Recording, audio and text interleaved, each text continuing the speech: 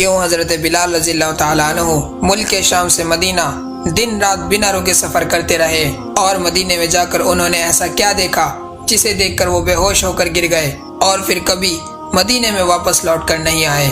نبی کریم صلی اللہ علیہ وسلم کی دنیا سے پردہ فرمانے کے بعد جب حضرت بلال اذان دینے کے لیے کھڑے ہوئے اور جب اشہد ان محمدن پر پہنچے تو حضور کی یاد آ گئی اور ان کی یاد میں رو رو کر بے حال ہو گئے۔ اس کے بعد یہ قسم کھائی کہ آئندہ اپنی زندگی میں کبھی اذان نہیں دوں گا۔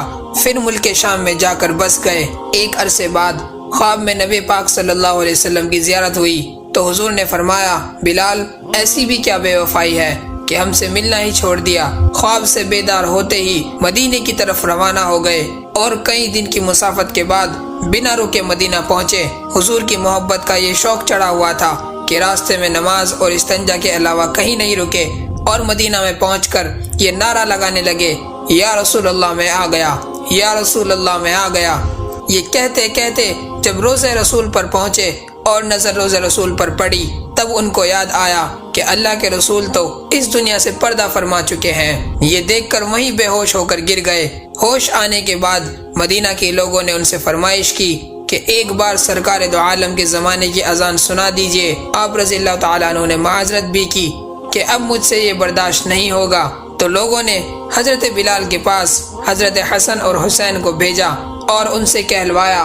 ان کے کہنے پر انکار ناممکن تھا۔ اذان کا وقت ہوا اور حضرت بلال اذان کے لیے کھڑے ہوئے۔ جب اذان شروع کی تو مدینے والے رو پڑے، دل قابو میں نہ رہے۔